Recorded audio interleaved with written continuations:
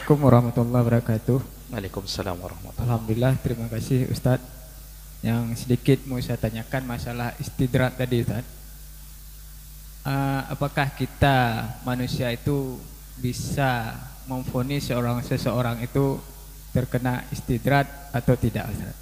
Karena itu apakah itu mungkin masalah hati atau apa Ustadz? Terima kasih Ustadz. Bolehkah kita memvonis seseorang dia terkena istidraj di saat kita lihat orang kaya kriat, kemudian tak salat tapi hartanya semakin banyak, pokoknya bahagia hidupnya? Bolehkah kita memvonis? Ilmu istidraj ini adalah ilmunya Allah. Yang mengetahui seseorang terkena istidraj atau tidak hanya Allah.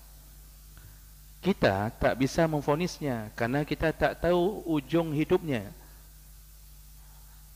Baru bisa kita katakan dia terkena istidraj ketika dia meninggal dunia dengan ciri-ciri yang telah diberikan Allah sampai mati tak taubat. Baru kita bisa bilang bahwa dia terkena istidraj. Ya, itu pun yang kita bilang itu secara zahir. Tapi kita tak tahu amalan seseorang di belakang yang mungkin Allah terima. Jadi yang berhak memvonis seseorang istidraj atau tidak adalah Allah. Tapi kalau Allah yang sudah memvonis lalu diberitahu ke kita, maka sudah pasti orang itu istidraj, mati istidraj. Contohnya siapa Pak? Qarun. Qarun sudah diberitahu oleh Allah. Dia mati dalam keadaan merasa sombong dengan kekayaannya. Sampai Allah tenggelamkan. Tidak ada taubatnya. Maka Qarun salah satu yang terkena istidraj. Diulur-ulur oleh Allah, diulur-ulur. Kekayaannya luar biasa Pak.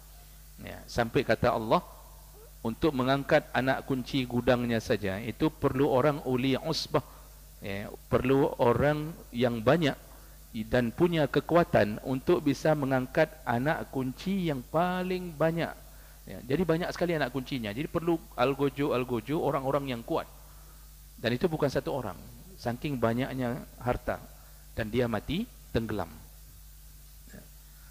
Firaun, Allah sebutkan dalam Al-Quran, itu terkena istidraj, kesombongan dalam kekuasaannya. Tapi dia terus berbahagia. Ya, istri banyak, membunuh Bani Israel di mana-mana, dan dia punya kekuatan. Pasukannya tak berani melakukan kudeta, ya, tidak berani membantah.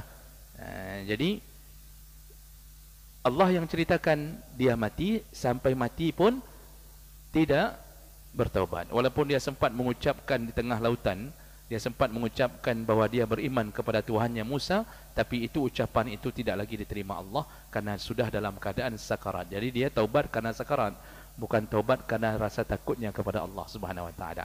Nah, itu baru boleh kita katakan istidraj. Tapi untuk orang-orang kaya hari ini, bisa jadi hati kita menduganya kena istidraj, hati-hati.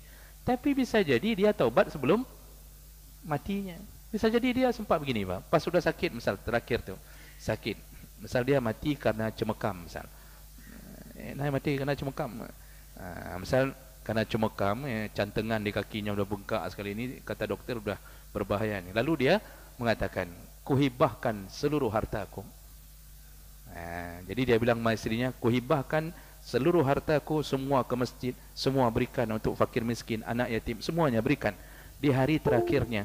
Maka bisa jadi itu amal terakhir yang dicatat oleh Allah Subhanahu Wa Taala. Makanya bukan kita yang bisa mengetahui tentang akhir hidup seseorang yang sedang diberi istidraj oleh Allah. Baik.